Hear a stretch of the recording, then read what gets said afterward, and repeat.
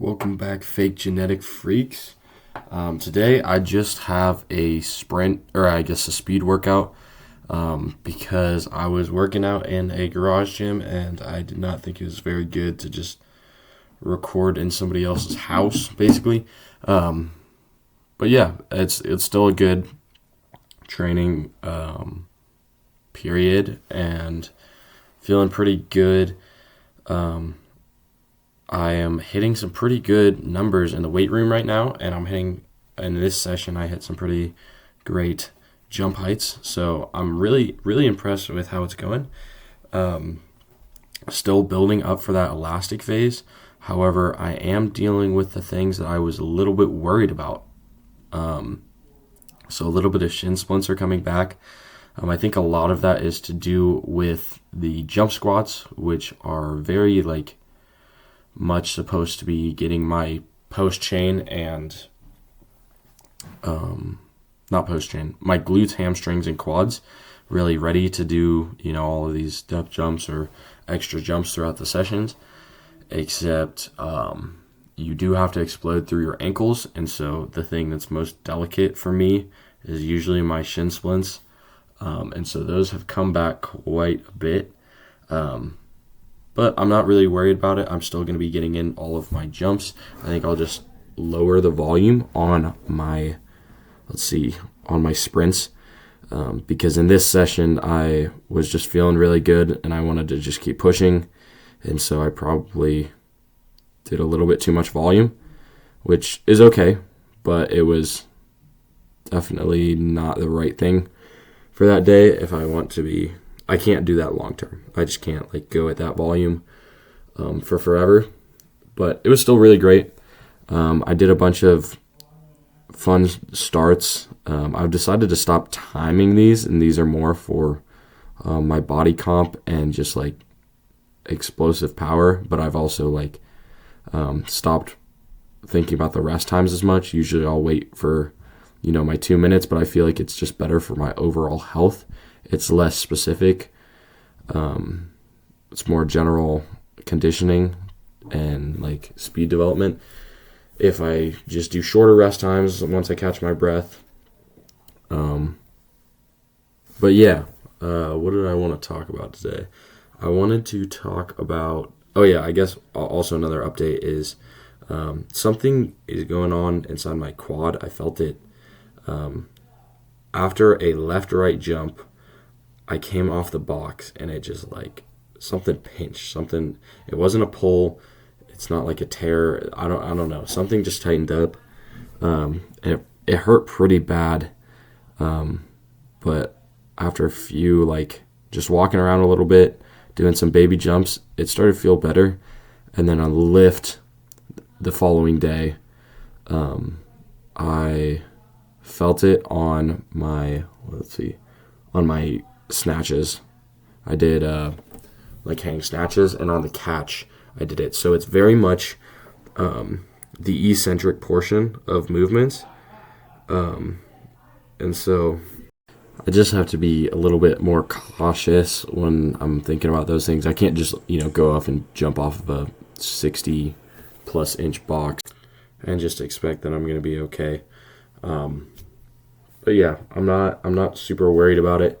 It just kind of goes away with warm up or with time. But it's a very clear, it's like check engine lights. You have your car needs maintenance or whatever. It's just warning you that something's going wrong. It's not actually the problem. There's not actually something wrong with it until your car stops running. And so I'm just getting those check engine lights or whatever. I'm just getting a warning sign. And so if I keep choosing to run my car, or metaphorically for my body, on empty or without a change of oil or without good tire pressure, then that's when I'm going to start breaking down. So not really worried. There's not a big problem, but I do need to probably take off a little bit of the volume for my sprints. I think that's probably what I'm going to do. And then a little bit less on my calves because, yeah, the shin splints are not ideal. But I'm jumping the highest I've ever jumped, probably. Straight leg box jumping, a 40-inch box. I think it's probably like 39.9 or something. But I was just like, I'm not about to say 39.9 or 39.8 inches. But yeah, it was really impressive. I think the reason is I didn't realize how specific the jump squats were gonna be to just how I jump. I think I'm really slow. Like my run up is super slow, and so I'm really just taking a long time on the ground, and so it's very similar to Olympic lifts and like box jump squats and stuff like that. So super specific right now, and that's probably also why I'm getting a little bit of these nagging injuries, but nothing that I can't fix, nothing that I didn't plan for and try out. But yeah, let's kind of talk about, for the Olympic lifts. I think another thing that's been really helping me is when I'm catching them I never catch anything in full unless I'm actually going for a max. So I'm doing basically power everything. But when I catch it and my legs are pretty much straight, I'm standing up, I think I did that a lot and I lost a little bit of the benefit of the catch. And so I've really been trying to catch it a little bit more into like a quarter or third squat, which has been really, really helpful. And I think it's actually prepared me for, my penultimate step, like right there, right when I'm taking all of the load from the run up and I'm transferring that into isometric and concentric force. I think it's just giving me a little bit more of an ability. Oh yeah, this is where I started feeling the quad a little bit. Just kind of moving it around. It might be the quad tendon, but it's so far out onto the side, so I don't really know why it would be the quad tendon. And it's not the IT band because it's in between the quad tendon and the the IT band. So maybe the IT band's pulling pretty far, and somehow that has an effect on like the far side of the quad tendon, but it kind of feels way more like a muscle. So yeah, I don't know, it's a little confusing. But on the Olympic lifts anyway, I feel like doing the catch in a lower spot is just a lot better. I feel like it's been prepared. Like I feel like I'm getting the benefits from each lift a lot more than if I would be catching it in a straight up position. And I know you're moving it less fast if you're catching it, but if you're catching it in a low position, but you're also throwing more weight around, and then your body is forced to be a little more coordinated, which I think is the benefit for me. Also, hold up, I gotta get my wonderful sheet of records. Okay, got it. We back. So I'm looking back at my first cycle, looking at that kind of strength. Yeah, I guess it was a strength phase. In, what was that? Probably around 8 weeks ago. I started hitting doubles, and the highest I went up to was 290, and this was at the end of my strength phase. These are the full squats again, back squatting, 290. The fastest rep that I did was 1.4 reps. Okay.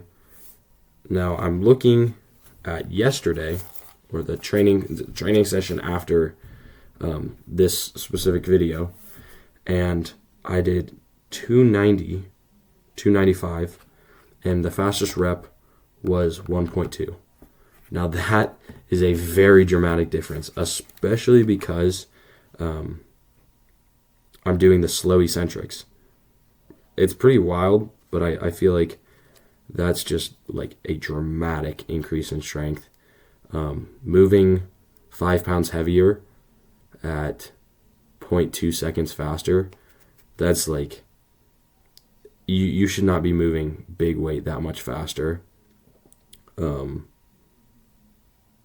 after 8 weeks. So I feel like I'm in a really good spot for that. The hang snatches were also feeling super good. I did 140 by 4. I've been doing a lot more of the 4s and 5 rep ranges, and it's been really, really beneficial. Just because I feel like I'm in better shape. Like I feel like I'm just lifting more weight instead of just maxing out all the time, which is how I kind of feel when I do Olympic lifts. But yeah, 295 at 1.2 is like, I felt so good about it. Velocity dropped off at the 3rd rep towards 1.4, which is, you could guess it, but yeah, I don't really think it matters too much. And also I'm trying to go by, I think I want the velocity to drop off by 0.2 seconds by the end of each set. I think that's a rule that I'm going to try out and see how well it works for a little bit and then kind of come back to it. But yeah, I think that's most of the training updates, what I've been learning. Doing a little bit of flies here, and then I do a med ball throw into like a 15-meter sprint. But yeah, I think that's most of... Oh, I've been doing the giant sets recently, and they just continue to stay hard. But yeah, I really enjoy them. It's super fun. I haven't been able to like test out a set and then come back and do the same thing and see if I can get more, just because I don't have enough data yet or enough workouts where I've done it. But that will be in the books very soon.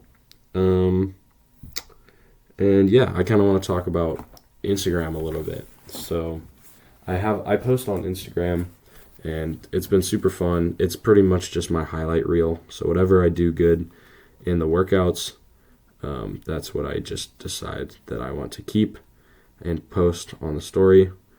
But yeah, so back-to-back bangers pretty much. We hit a 40-inch box jump in the session, and then the next day I hit 295 times 3, and it looked pretty good.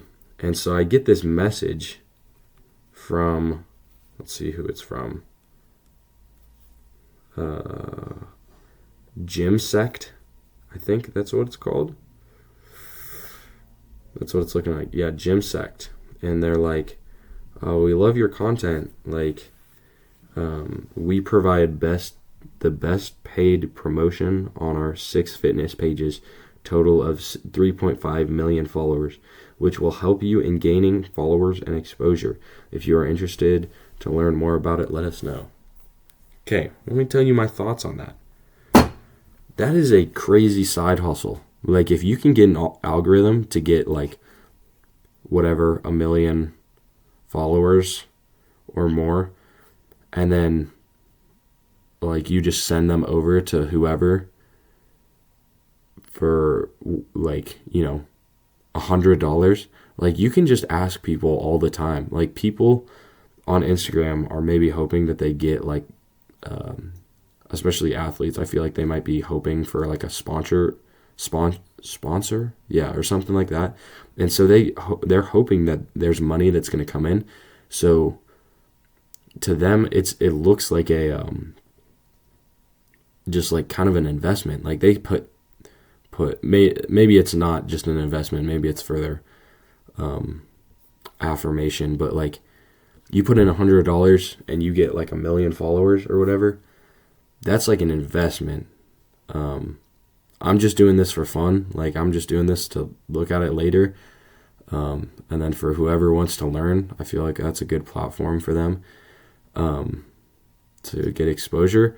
But man, like, it's a pretty good side hustle. So if any of you need some side cash and you know how to code, I feel like you got it. Anyway, that's the workout.